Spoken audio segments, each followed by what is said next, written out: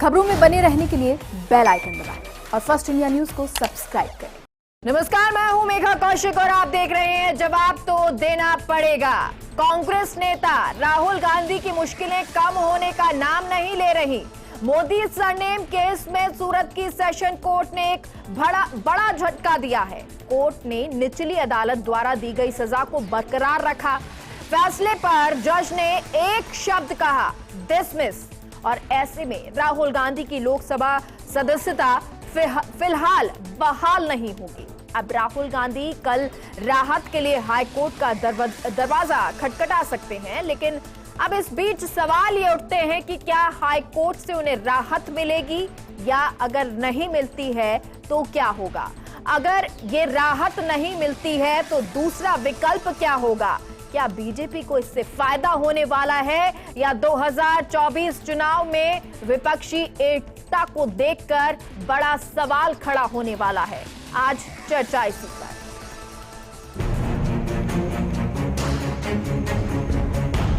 सब चोरों के नाम मोदी मोदी मोदी कैसे हैं? जिस पिछड़े वर्ग के लिए राहुल गांधी ने आपत्तिजनक शब्दों का प्रयोग किया था, और अभी थोड़ा ढूंढेंगे तो और बहुत सारे मोदी निकलेंगे। और अब जब सूरत के अपीलिएट कोर्ट का जजमेंट आया है, पूरे देश में खुशी का माहौल।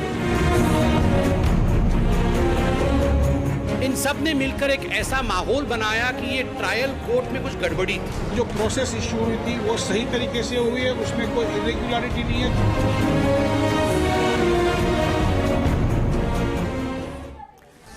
और इस पर चर्चा करने के लिए हमारे साथ तमाम गेस्ट मौजूद हैं। राजेंद्र मेघवाल जी हैं, कांग्रेस नेता, अशोक सिंह शेखावत जी बीजेपी नेता, ए.के. जैन वरिष्ठ अधिवक्ता और ए.के. सिंह राजनीतिक विश्लेषक हैं। और सबसे पहले राजेंद्र जी, आपका ही रुख करेंगे।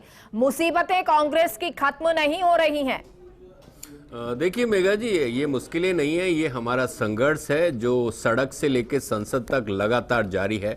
हमारे नेता माननीय राहुल जी को संसद की सदस्यता से अयोग्य घोषित किया है, जो कि अपने आप में एक अजीब सा मामला है। और आज तक किसी भी डिफेमेशन के मामले में, और खासकर राजनीतिक बयानबाजी और डिफेमेशन के मामलों को क्रिमिनल केस नहीं बनाया जाता।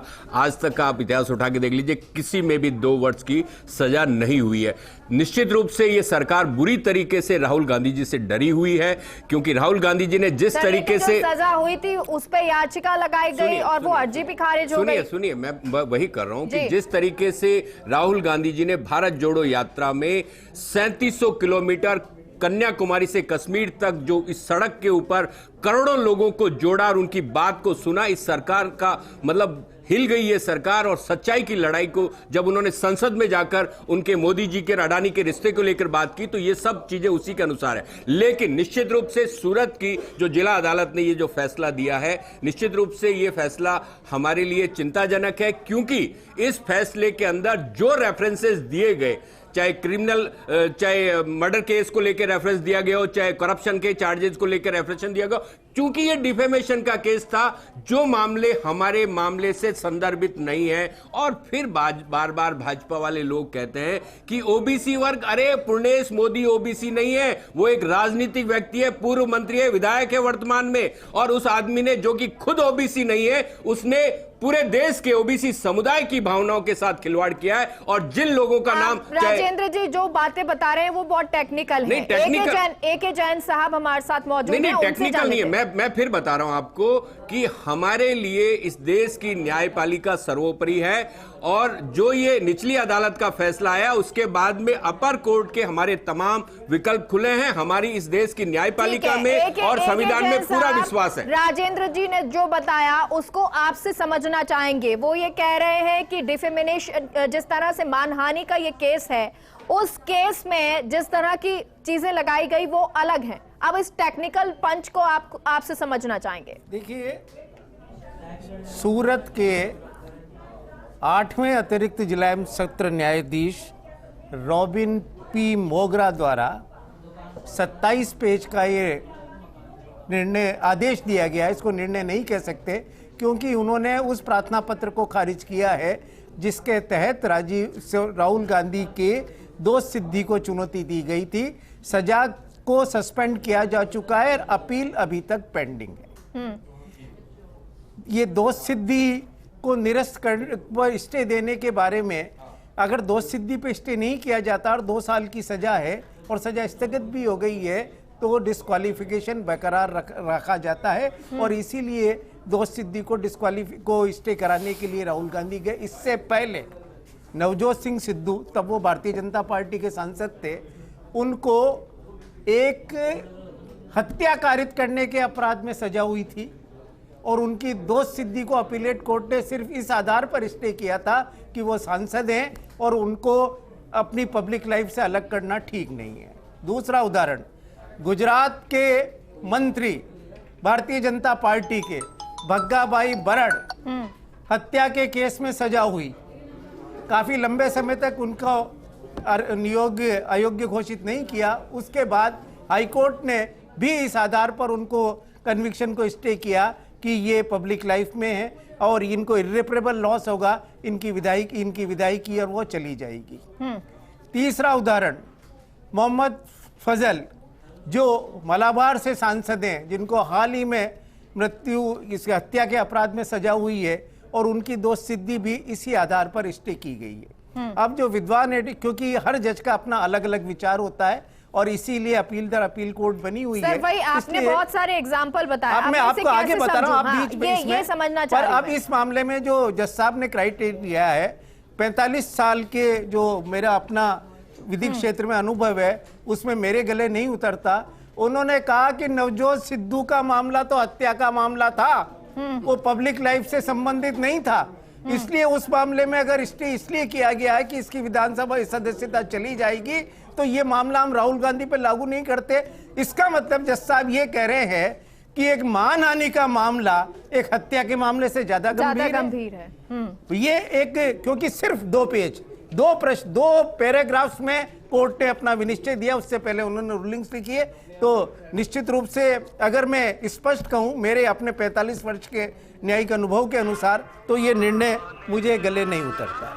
अब सर, क्योंकि आपने ये पूरी बात तो बता दी, आपने कहा ये मेरे से गले नहीं उतरता, या जिस तरह एक हत्या के मामले को मानहानि से ज्यादा गंभीर मान लिया जाता है, यानी हत्या कम गंभीर और मानहानि का केस ज्यादा गंभीर, इसको मैं कैसे समझूं? इसके पीछे के कारण को कैसे समझूं? देखिए, ये इसका, क्योंकि ये कोई कंप्यूटराइज निर्णय नहीं होते, इसमें एक व्यक्तिगत पुट होता है और हर जज का अपनी विचार होता है और कानून की अपनी अपनी समझ होती है और इसीलिए मजिस्ट्रेट के निर्णय सेशन कोर्ट में बदलते हैं, सेशन कोर्ट के निर्णय हाई कोर्ट में बदलते हैं, हाई कोर्ट के निर्णय सुप्रीम कोर्ट में बदलते हैं और सुप्रीम कोर्ट के खुद के निर्णय कई बार लार्जर बेंच में बदलते हैं, कई सालों बाद बदलते हैं। तो इस विषय में क्योंकि 2-2-4 जैसी सिचुएशन नहीं की जा सकती, यहाँ पर जो लॉ का इंटरप्रिटेशन जो जज को ठीक लगा वो उन्होंने अपने हिसाब से किया है और वो निर्णय हमें सही नहीं लग रहा या किसी और को सही कहा गया, खारिज कर दी गई अर्जी को, उसके बाद बीजेपी प्रेस कॉन्फ्रेंस करती है और कहती है कि गांधी जो हैं उनका घमंड चूर चूर हुआ है, जनता की जीत हुई है। क्या ये इतना बड़ा मुद्दा है कि जिस पर प्रेस कॉन्फ्रेंस करना भी जरूरी था? मैं कह रहा हूं कि मुद्दा चाहे किसी का हो, लेकिन जिस प्रकार के वाक्य यदि राहुल गांधी जी किसी चुनावी सभाओं में बोले और उसके आधार पर मानहानि का दावा हो और कोर्ट का वर्डिक्ट आ जाए और उसके बाद में भी किस प्रकार से इन्होंने, आपने देखा होगा उस समय सड़कों के से लेकर के किस प्रकार से इन्होंने न्यायपालिका के खिलाफ एक आंदोलन खड़ा किया, जो करोड़ों लोग न्यायपालिका में जाते हैं। आपको ये जुडिशरी प्रोसेस था, अपील का प्रोसेस था, उस प्रोसेस में जाते हैं और आप कोई स्पेशल नहीं हो। सर, जो एग्जाम्पल अभी ए.के. जैन साहब ने बताया, गुजरात का ही एग्जाम्पल दिया, तब भी आप प्रेस कॉन्फ्रेंस करते कि हमारे अगर नेता कोई इस तरह की बात करेंगे तो उनके साथ भी गलत किया जाएगा, उनको भी हटा दिया जाएगा। मैं मेघना जी, मैं कहूँ कि यदि कोर्ट का कोई भी यदि आदेश, कोई जजमेंट आता है, मुझे लगता है कि जैन साहब की अलग ओपिनियन हो सकती है और लोगों की ओपिनियन अलग हो सकती है। हम उसका सम्मान करते हैं, कोई भी किसी प्रकार का कोई भी आदेश आ जाएगा, लेकिन हम ये कहेंगे कांग्रेस इस आदेश में भी राजनीति कर रही थी, सरकार को घसीटने का काम कर रही थी। सरकार इसमें कोई पार्टी नहीं थी, ये इनको मालूम है। दल कौन था, कोई प्राइवेट व्यक्ति होता, चाहे वो बीजेपी का हो, चाहे आम नागरिक हो, उसका अधिकार होता है कि वो जाकर के कह सकता है। हमने कहा कि आपने जो इस प्रकार के भाषण दिए, ओबीसी समाज को आपने अपमानित करने का काम किया, वो किया इन्होंने काम। और उसके बाद में देखिए, जैसे ये जजमेंट आता है तो प्रमोद तिवारी जी क्या कहते हैं, ये तो स्पेशल लोग हैं गांधी परिवार आता है, इनके लिए तो अलग से संविधान होना चाहिए, आम लोग के अलग अलग से होना चाहिए।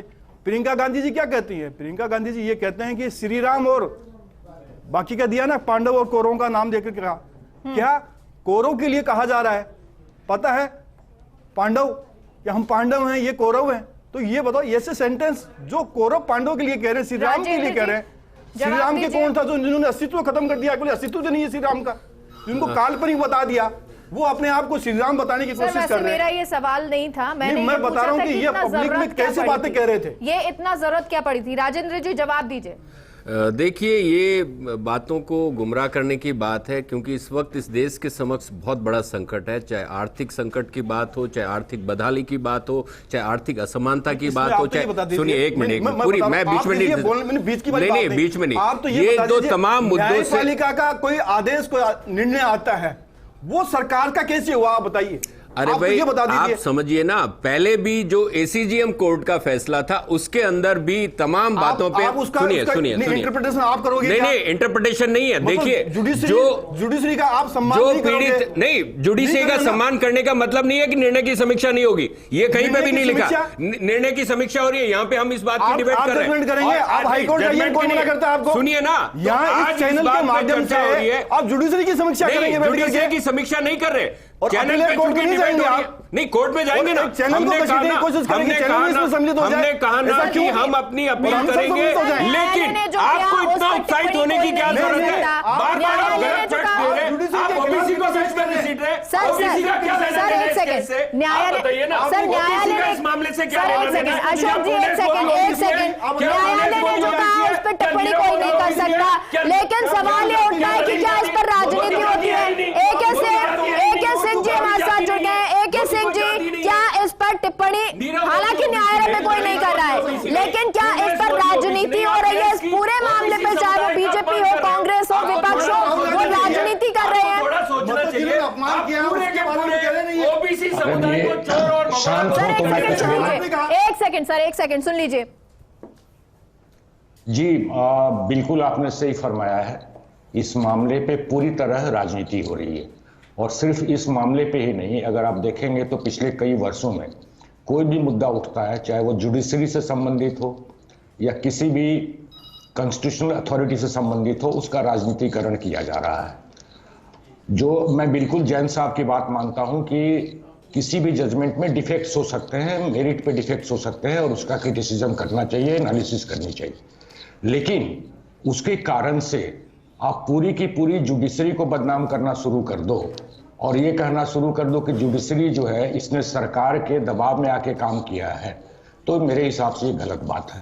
उतना ही नहीं, कोशिश ये भी की गई कि भारत की जुडिशरी को विदेशों में भी नीचा दिखाया जाए, और इस तरह के कैंपेन चलाए गए कि आप देखेंगे कि यूएसए की गवर्नमेंट के एक स्पोक्स पर्सन ने और जर्मनी के स्पोक्स पर्सन ने, उन्होंने भी ये कहा कि हम देख रहे हैं कि मतलब कि इसमें, इस केस में आगे क्या क्या कार्रवाई, मतलब कि जैसे कि वो हमारे ऊपर वॉच कर रहे हैं, मतलब फॉरेन एजेंसी जो हैं वो हमारी जुडिशरी के ऊपर वॉच कर रही हैं कि हमारी जुडिशरी इंडिपेंडेंट है कि नहीं। तो इससे राजनीतिकरण से राष्ट्रीय स्तर पर, अंतर्राष्ट्रीय स्तर पे इन्होंने किया है। और ये आप देखिए, अगर कि श्रीमती सोनिया गांधी जी को जिस दिन ईडी ने बुलाया था, या सिसोदिया साहब को बुलाया था, या फिर अरविंद केजरीवाल जी को बुलाया था, ये लोग क्या करते हैं साहब, हजारों कार्यकर्ता तो सड़क पे उतर जाते हैं।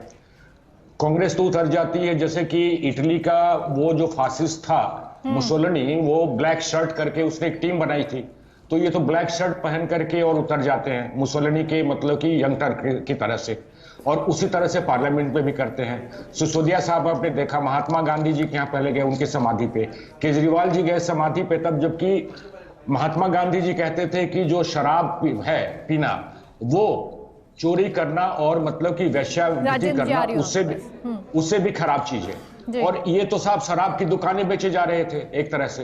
तो हर एक चीज का सर, ये बहुत सारे मुद्दों की आप बात कर रहे हैं, लेकिन क्योंकि आज हम कांग्रेस की बात करें, राहुल गांधी की बात करें, वो ज्यादा सही होगा। राजेंद्र जी, आप कुछ कहना चाह रहे हैं? देखिए मेघा जी, AK सिंह जी बहुत सारी बातें कह रहे हैं, मुझे समझ में नहीं आता कि वो कौन से रेफरेंस में क्या बोल रहे हैं।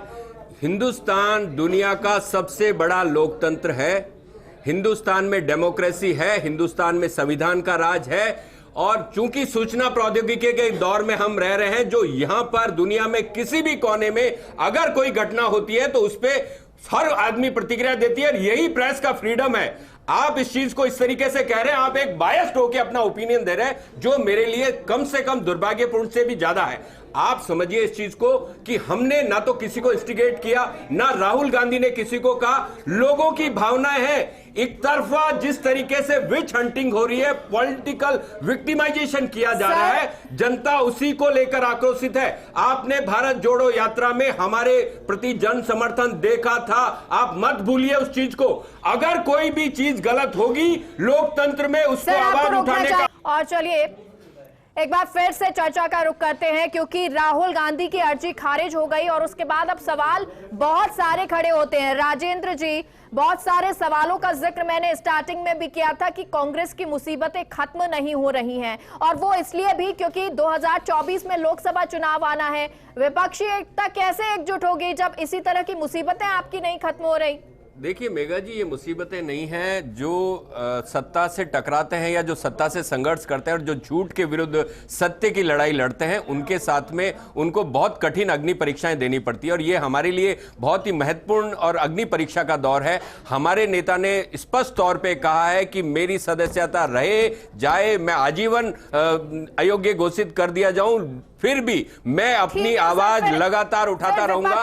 विपक्षी एकता में नेतृत्व कौन करेगा? विपक्षी एकता के नेतृत्व की बात नहीं है, वो संसद में है। जब हम राहुल गांधी को, तो जब कांग्रेस ये कहती है कि राहुल गांधी लीड करेंगे विपक्ष को, तो अब तो सवाल ये उठता है ना कि लीड कौन करेगा, नेतृत्व किसका होगा? देखिए, नेतृत्व राहुल गांधी जी का ही होगा, क्योंकि वो आपने देखा होगा कि राम मनोहर लोहिया जी ने कहा था कि सड़कें खामोश हो जाएगी तो संसद आवारा हो जाएगी। तो आज जब सड़कों पर हमने आवाज उठाई, और जिस बुलंद आवाज को हमने मुखरता से उठाया, पूरे देश के अंदर 3700 किलोमीटर का, पूरी दुनिया में कहीं इतिहास नहीं होगा कि एक व्यक्ति लगातार चला हो बिना किसी सहारे के। तो आज अगर ये पूरा का पूरा सत्ता का प्रतिष्ठान पूरी तरीके से भयभीत है, आज उनके चेहरे पर, उनकी पेशानी पर परेशानी देखी जा सकती है। अडानी का मुद्दा अभी भी उठा रहे हैं राहुल गांधी। कोलार पहुंचते हैं तो वहां पर भी अभी भी कह रहे हैं कि ओबीसी के साथ तो नहीं है प्रधानमंत्री, वो तो अभी भी वार पर वार कर रहे हैं। देखो, राहुल गांधी जी चाहे सत्याग्रह करें, और अब जो आपने जो प्रश्न पूछा उसका भी मैं जवाब दूंगा जी। मैं कह रहा हूं कि सत्याग्रह का अर्थ क्या था। महात्मा गांधी जी कहते थे सत्याग्रह किसके लिए थे? सामाजिक न्याय के लिए करे, भेदभाव के लिए करे, देश की आजादी के लिए करे।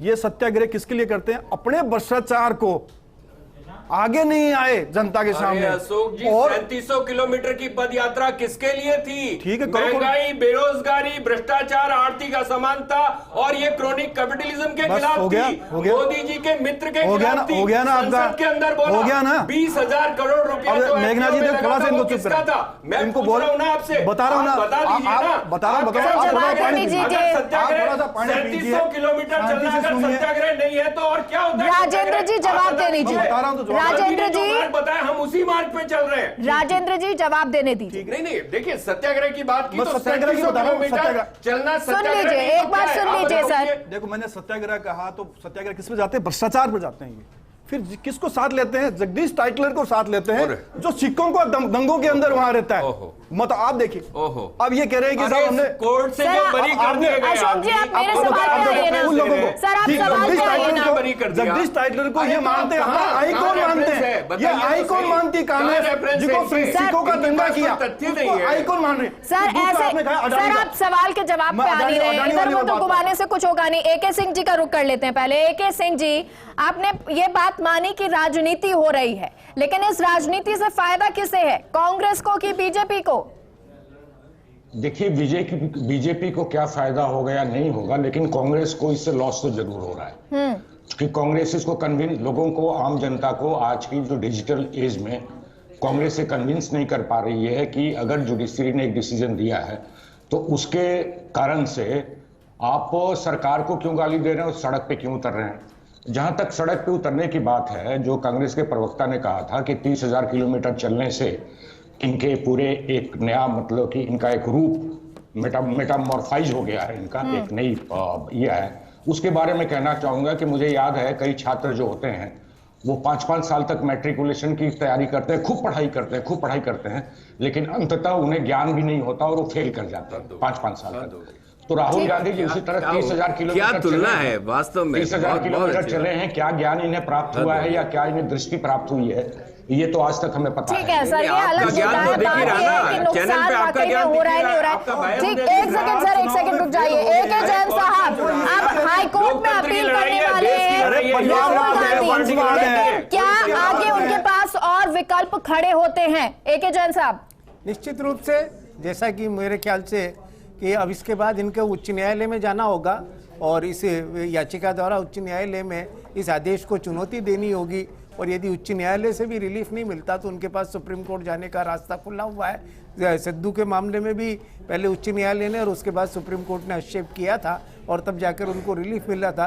तो अभी रास्ते बंद नहीं हुए हैं, अभी पहली अपील न्यायालय में आदेश हुआ है, बल्कि सेंटेंस ऑफ कन्विक्शन को सस्पेंड करने का तो ये पहला ही आदेश है। इसकी दो अभी और रेमेडीज उनके पास अवेलेबल है जिसको वो ले सकते हैं। ठीक है, बहुत बहुत शुक्रिया आप सभी का इस डिबेट का भाग बनने के लिए। तो राहुल गांधी लगातार इस मुद्दे पर मुखर भी हैं, और चाहे वो कोलार जाके बोलना हो या फिर वो ये कहना हो कि मैं नहीं रुकूंगा, झूठ नहीं सुनूंगा, मुसीबतों को लेकर शायद उनके मन में अब यही सवाल होगा कि मुसीबतों वाले दिन बीत जाएंगे और दुश्मनों के चेहरे एक दिन उतर जाएंगे। फिलहाल के लिए कार्यक्रम में इतना ही। आप देखते रहिए फास्ट इंडिया न्यूज। नमस्कार।